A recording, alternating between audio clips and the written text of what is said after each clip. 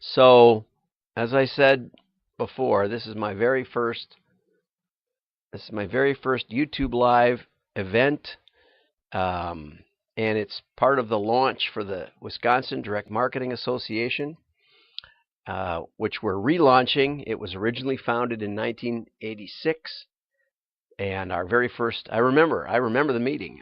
Our very first meeting was with Bob Stone, and George Mosher and Connie Bauer and Ron Davis were on the board then. I remember um, I remember we had a great turnout and great crowd, and the focus in those days was mainly on paid meetings, and so we had some wonderful paid meetings. But as the internet came on, we had um, more and more difficulty in getting the turnout. Plus, we had to commit to the venue. You know, you have to pay up front. So if people don't show up, it got increasingly difficult to figure out that how big a room do we need, how much can we pay up front, and cash bar, and then we got rid of the cash bar, and then we got smaller venues and things, and it just got to be a significant challenge. Plus, there was the Chicago CDMA, and there was the Midwest DMA up in Minneapolis, which has now, as far as I can tell, gone under. So, um, let's see. Oh, John, you froze in time. I think if you can still hear me, the best is to hit reload, or I could, I suppose, hit reload. Oh, here I am. It might be also that I put a slide up, which isn't freezing in time, but it is not moving. But the little globe does move. That's why I left the globe up there. This has nothing to do with the International Society for Strategic Marketing, but it's another project that I'm working on that's a little broader in scope, so I focused on the WDMA earlier. Anyway, so things got tougher. I got on the board at that time and suggested we have morning meetings at a restaurant that, we order some bagels or something. It's very low cost, and that seemed to give us a good shot in the arm. But it didn't really help the people outside of Milwaukee because we had all our meetings in Brookfield. I shouldn't say that. We had Demco coming on, and they hosted a couple of the morning meetings. But, beyond Milwaukee, Madison, we just never got any farther away. And so we're going to try and remedy that, even if all it means is we're going to find a pub. And I made a sign around here someplace. So if you go to a meetup and you're looking for the WDMA, we have a sign. Wonderful, eh? So I put that sign up, and we have a couple of beers, and we talk about direct marketing. And that may sound a little hokey, but I think that's really how the DMA got started. It was Hank Hoke, or rather Pete Hoke, and Bob Stone, and a bunch of guys hanging out and saying, we got something special to share. We should really get this. We should get this organized, and so they did. And so it looks to me like this is working. Let's see how we got anybody on there. Yeah, we got a few people, and I did get a couple of comments. This is going to be recorded, and I may be able to actually download it and clean it up a little. So let me give my little presentation for posterity, and if you come in the middle, that's fine too. I got a couple of people saying that they'd be coming on in the middle. So I'll go over here to my slideshow, and one of the things that I'm planning is a Fundamentals of Direct Marketing course. And I looked at the courses around the world, and they talk about copy, and they talk about format, and they talk about different media, and they sort of get to testing, and they get to that sort of thing down about the seventh or eighth lesson. And if you've been around me and you've gotten my passion, you know that I believe that the isolation of causal variables, the ability to isolate and to prove causality, is the magic of direct marketing. I'm not sure it was completely understood by the founders of the DMA, or and I don't mean, the DMA did wonderful stuff. I did probably, I don't know, 75 talks for them, so I really appreciate them. But the the definition itself, I think that's one of my slides here. The definition of the definition itself is here's some of the things that the talk is about, and then the course will be about how to make more money, how to get credit, which I always thought was great when we were in the advertising world. And I've been around for a long time. I started doing direct mail in 1978. Started as a direct marketing consultant in 81. I've personally been responsible for millions of pieces, but my clients have mailed hundreds of billions. That was a sort of a joke, because the U.S. Postal Service was a client for a couple of years, and I think one year they mailed 168 billion pieces. So top that, anybody. And they probably mail more now. I hope so, but maybe not. Anyway, so I've been involved with a lot of mail order. I started in design and then moved to copy and then circulation and finally database. I found that I wasn't probably as creative as most of the creative people, but I was more creative than a lot of the database people. So I think I brought something to the table in the IT department. And so going back to the founders of direct marketing, there's this direct marketing definition that was in the inside front cover of all of the direct marketing magazines. Every issue, you'd get the definition on the inside front cover. And I took a little bit of issue with it.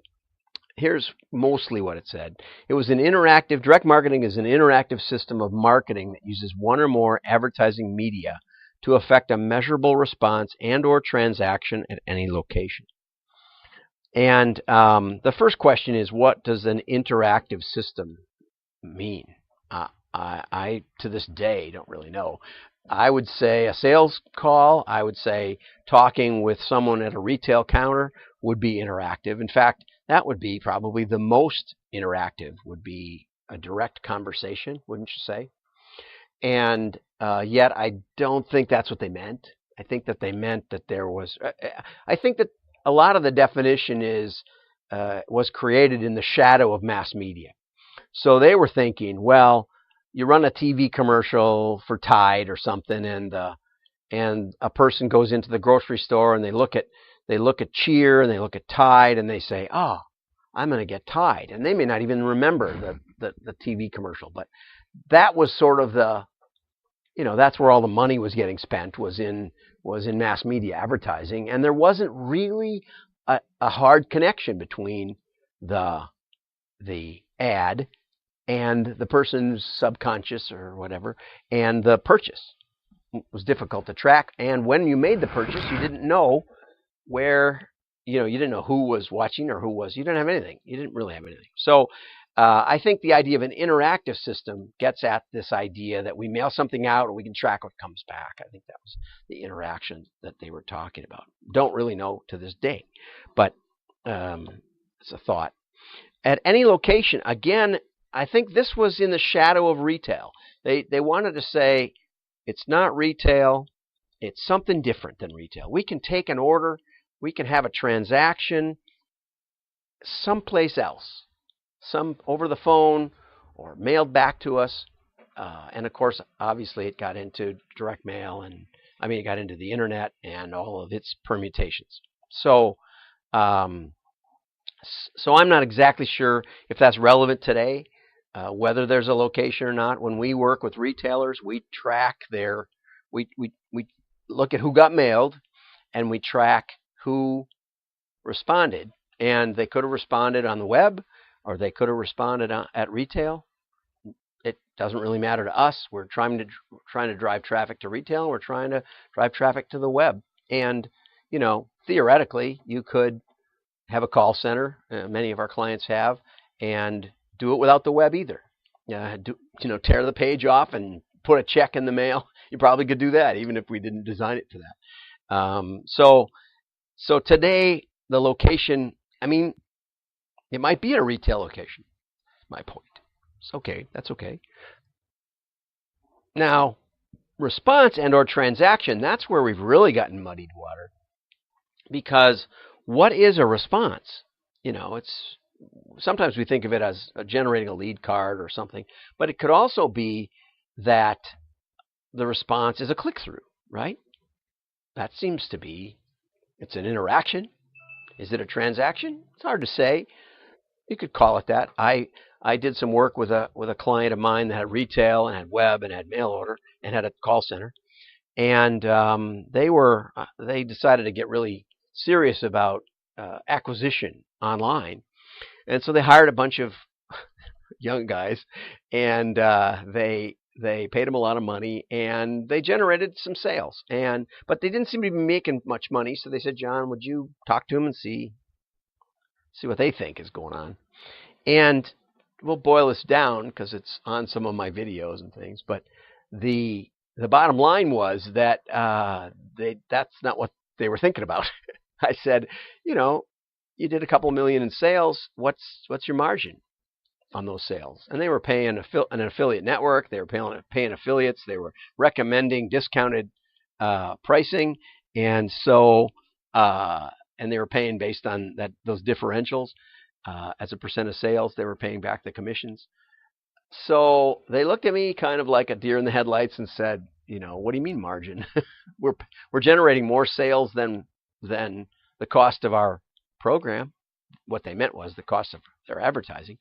And I've run into marketing people, every now and then who think that break even is that sales are greater than ad cost. But there's a few other costs involved. One is that, if we sell a bottle of stuff, there's a cost of the bottle and of the stuff and shipping and things and packaging and maybe the web marketing guys who we have to pay their salary and the heat and the lights and, there's a lot of stuff. So anyway, it was quite an education for them.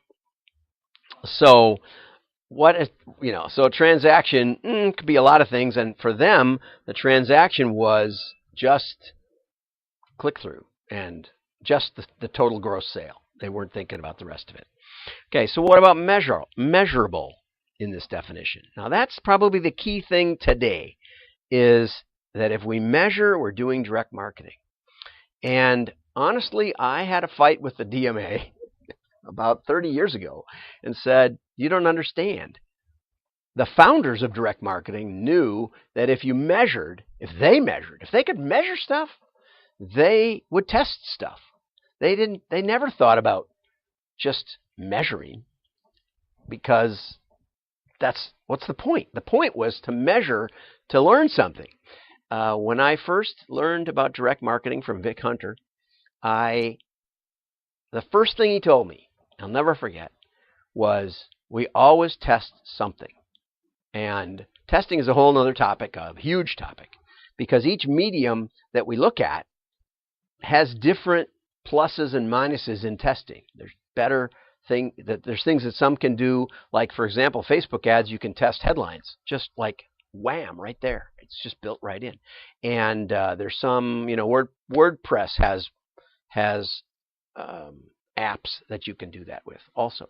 So there's ways to do some really fast information gathering that's perfectly valid. On the other hand, things like attribution, very, very difficult. It's difficult to tell what's going on, right? Whether they're coming back and going forth again and all that sort of thing. We did work for E-Trade, and they had about 4 servers, and they had cookies going between them, but they really didn't have any clue once the person signed off where they went or who they were or what. It was great. 160 tables. What a great time building that database. So I would contend that measurement is not the issue here in direct marketing. It's really about testing. And testing is something that is almost as much art as it is science. The only time I was ever heckled in a DMA speech was in New Orleans in 1987 when I talked on testing. And I tried to explain that, when I went into Oakley, they were doing a mail. It was one of their first mailers. That was in conjunction with the post office. And we were trying to help them. And they had like no response device. They had no way to place an order. They had the 800 number in, 10-point type along with the body copy. It was hidden in there. They just didn't call it out. It was like, oh, do you think we should test that? I said, no, I don't think you should test it. I think you should make it bigger. That's easy, right? So anyway, they made it bigger. It still didn't do very well. It was a tennis shoe with Kevlar. It's like bulletproof tennis shoe, I guess, for the hood. I don't know what they were thinking. But anyway, they were mad at Nike, who had come out with sunglasses. They were supposed to do a joint deal, and so they got mad and said, well, we can do if they can do sunglasses, we can do tennis shoes. I don't think it worked out that great. But the point is, I didn't test that. I said, fix it. Just fix it. And then, there's other things where people are testing the color of the response envelope. And I would say, even if there's a difference, just because there's a difference in result doesn't mean that the test is valid or really tells you anything. Unless you can think of a hypothesis and get to an explanation and a theory, you don't really know how to go forward with stuff like that. So testing is someplace in between the obvious and the trivial. And depending on where you are in your own corporate history of the things you have sort of tested and proven, it is an art. There's art to it. And Grant Johnson will testify to that. And we're going to have Grant on here one of these times to talk about all kinds of things about testing. So that's going to be great. And so anyway, I hope you're getting a feel for this. So I asked myself the question, what happens if Acme Mega Corporation takes their existing customers and creates an ad campaign to drive web traffic and sales double in 2 months? Okay, we've got some interaction. People go to the web. Maybe they have landing pages. Maybe they can actually figure out some of it that was caused by the ad. But maybe they're doing lots of ads. Maybe they're doing direct mail, and maybe they're doing TV and YouTube ads and Facebook and all that. It's just this grand campaign. We don't, but sales go up. So they, it's an effort. It's an interaction. It's a measurable. There's measurement. They measured sales. That's all they measured. It's okay. So it's direct marketing. So Costco Retail builds trading area profiles and does newspaper flyers. And when the people come in with their coupons, the salespeople talk to them. So there's interaction at an individual personal level. It is at a location, but it's not at a particular one. It's at all over the retail chain, and sales go up. So is that direct marketing? It could be. I don't think it is. I really don't. And Sally Consumer puts an ad in the church bulletin and says, I'm going to have a yard sale, and she does $250 worth of sales. And so we have again, we have measurement, we have response, and I believe that the Direct Marketing Association, bless their hearts, which is now called the Data and Marketing Association. They took the word direct out of their name. And Pat, I don't know if Pat's on here, but on our last meetup, he was telling us about the really great course that he took through the DMA and how the presenter, and I forget her name, if you're on here, Pat, you promised to send me some of the materials because it sounded really great. It sounded like she emphasized the idea, instead of saying, well, make the copy this or use the word you a lot, which is, use the word free or, save or, there's key words that do better. And we'll get into that. But the truth is, it's a little different for every company and for each market. So test it. That's what you really want to hear from a presenter who understands direct marketing, is that there's no right or wrong answer. I once tried to get General Binding Corporation. I have their original catalog up there on the shelf that we did together. And I said, you ought to try putting those spiny binds on it. And they said, oh, that's way too expensive. I said, yes, but it would differentiate you. Why don't we test it? And now there's ways to do it. in mass, but at the time it would have been really expensive. So anyway, really great DMA course on direct marketing, emphasizes the testing aspect. But for the most part, we've kind of moved away from that idea. And Pete Hoke, I think when he and I talked about this long ago, he said, well, you're talking about good direct marketing versus bad direct marketing. But all of these examples could be bad direct marketing. And I said, yes, I am. I'm talking about good direct marketing. So that's all we're going to hear about in the WDMA, except in contrast to bad direct marketing. So if you're looking for good direct marketing, that's what we're going to do. Okay, so now we're going to, sort of skip to the meat of this. But when I was working in the ad agency, they said, well, all advertising we do is measurable. I mean, we do our ads, and the guy's business went up 40%. I did work with General Motors, and they said, we want to know who would have bought a car if we wouldn't have given them $5,000 rebate. And I said, what answer would you like? And they said, we thought you were a data guy. Yeah, but they didn't set it up. They didn't have holdout panels. In fact, I spent a lot of time thinking about what I would have done if they would have asked me before they launched the credit card and offered the $5,000 to everybody. And what I would have done is some regional testing and tried to, maybe not $5,000, but tried to get a comparable prize, like 50,000 frequent flyer miles. I just got that from United on a new credit card, or something substantial, or Costco points or something. I don't know, but there was ways to test it before they rolled it out.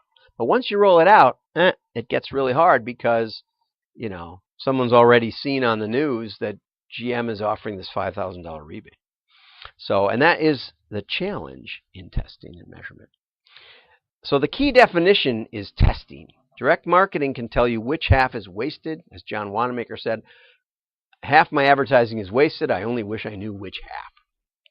Direct marketing can tell you how big a difference this makes versus that. But if you don't go after that why, if you don't set it up right, in my opinion, it's not direct marketing. And that's what's going to be our main theme over and over in every application. And we're going to try and get experts from every place around. Okay, so what about the WDMA? Why would you want to join the WDMA? Oops, I hit the wrong button. Okay, here we go. And I think that it's going to be the best source for direct marketing information in the world. That's my goal. The best direct marketing source in the world. And we may share some of that with the International Society if I feel like it. But right now, my goal is to make the WDMA a bunch of direct marketing professionals dedicated to continually moving our discipline forward. Whether you're a veteran to the industry or a newcomer, the WDMA can play a big part in your education, understanding, and development of direct marketing. Obviously, I don't know everything about direct marketing, and we'll cover some new things I've learned just in the past few weeks. But I know a lot of people who know some really good answers, and we're going to try and get those online. The live webinars we're going to try and do a weekly webinar and get some guest speakers. And I do know a lot of people, but it won't be me all the time. But right now, I'm the only one brave enough to sit in front of this camera for the very first time. I asked Grant and I asked Ron, if you're here, feel free to chime in with questions. But anyway, the benefits of membership, we're going to do at least one a month minimum. If I get hit by a bus, I've got it worked out so I can do it with my laptop from anywhere that has a decent internet. So we're going to be doing these, and I've got a way to bring others into the screen so that they can present.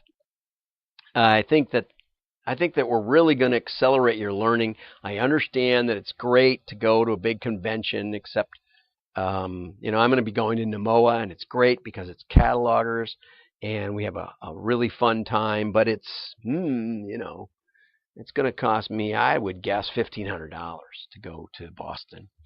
And the direct marketing class that Pat talked about at our meetup, he said, you know, with expenses, it's probably $2,000 for a 3-day class. So we're going to break it up a little more, and it's going to be new and fresh because it's going to be up to the minute stuff every week. The other thing is you'll have access to a private Facebook group for conversation and private Q&A, and I promise to get in there every now and then. And we'll probably beam the live webinars into the Facebook group so that we can control the content a little bit. So you won't be able to just get on like this one, where everybody can get on. We're going to have monthly meetups located around the state for networking and information exchange. Half price on online courses, and again, these will be online, so they won't be terribly expensive. We're someplace between what the DMA course might cost, the $2,000, and what the CDMA does. A lot of great courses for, you know, just under $100.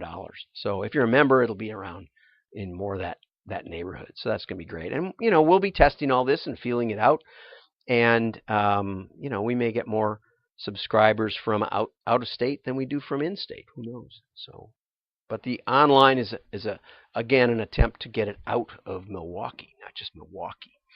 The meetups, my goal is to have one in Milwaukee and then one where we get members in Monroe or in Oshkosh or Wausau or Minneapolis. I already have a site for the Chicago area. Not that we're going to try to preempt the CDMA, but you know, maybe we'll have a little bit different take on it. But if you're down in that area, at least we'll be able to have a meetup. And maybe if we have the NMOA Schaumburg, we'll get together there, you know, for a beer at the bar, or out at Boston. We'll have a little get together for the Midwestern direct marketers that show up in Boston. And I think that's a great idea, which I'm going to have to do.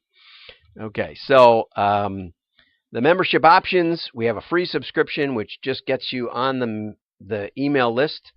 I do have a printer committed to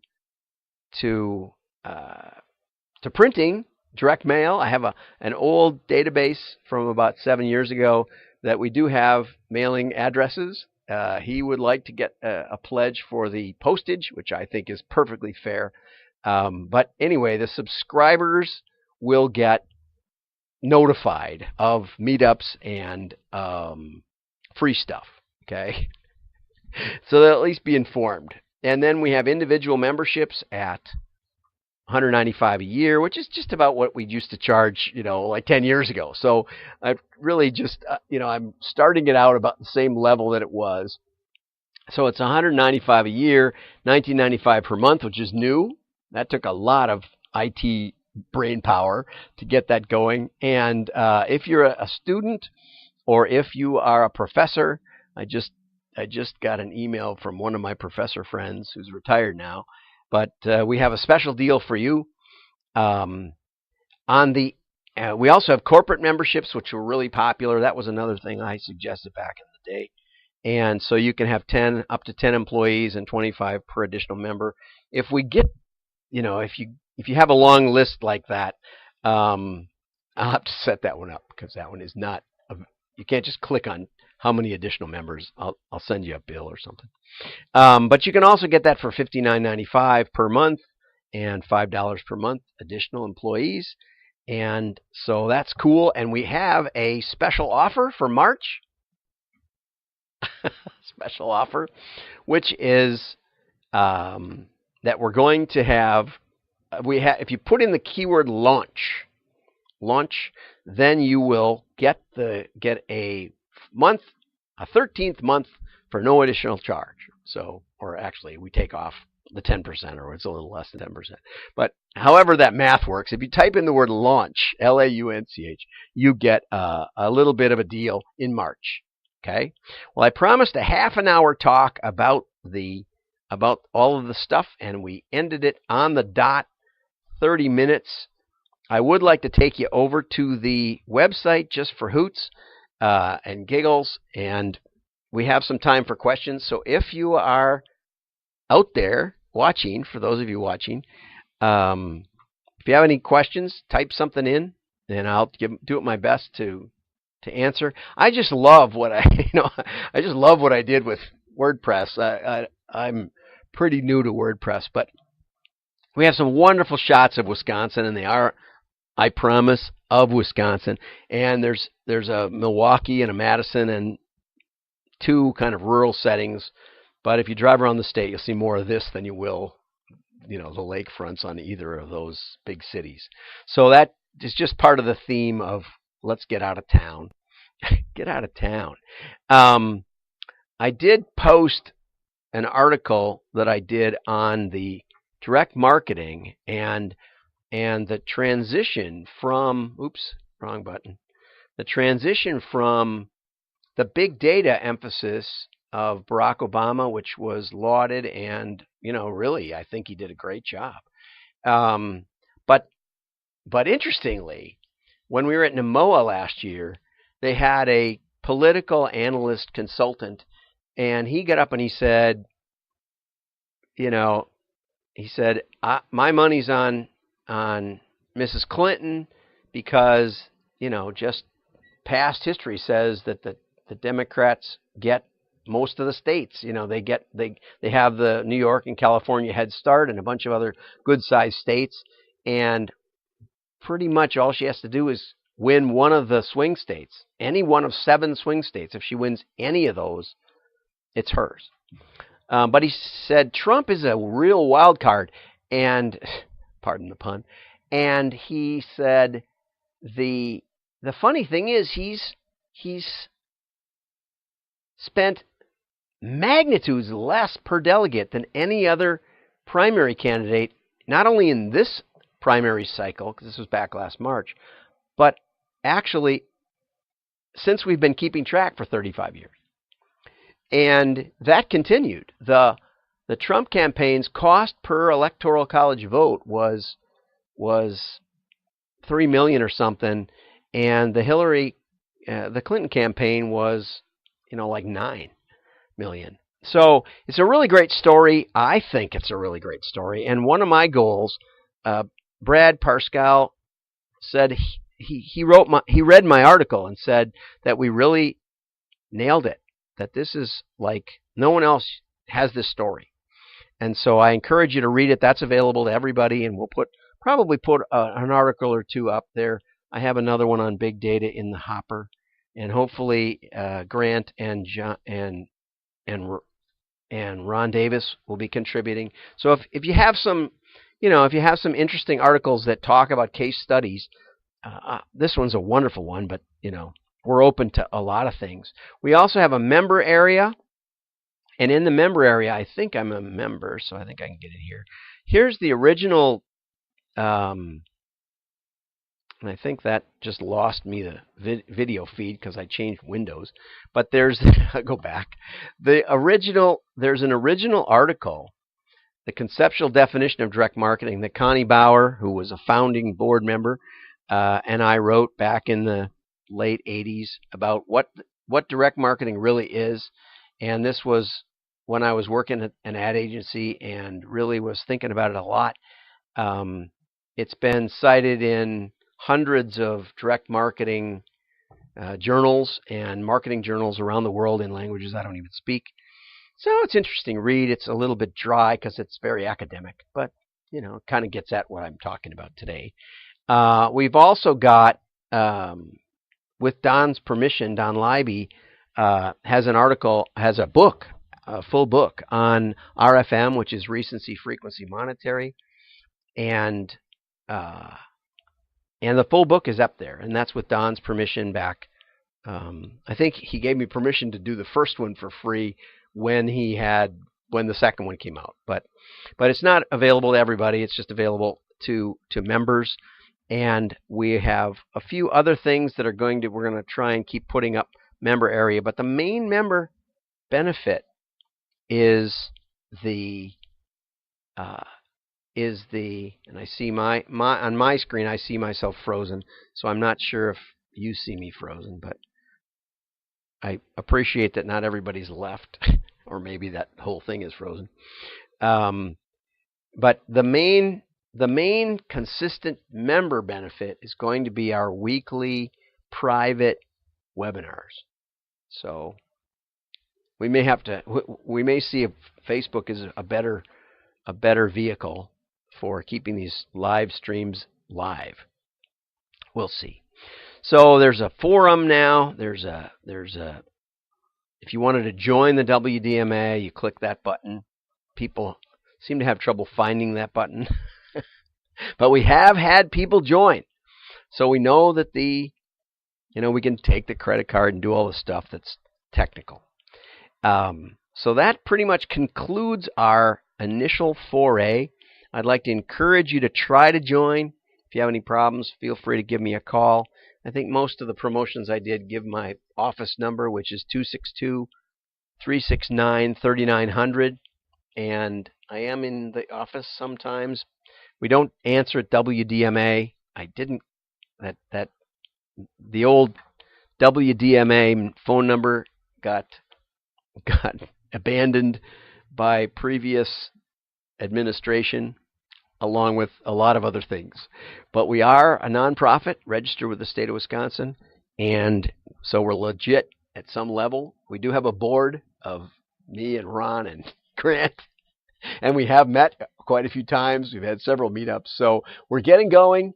I got some really positive encouragement on the email, in spite of the fact that I had about 330 undeliverables.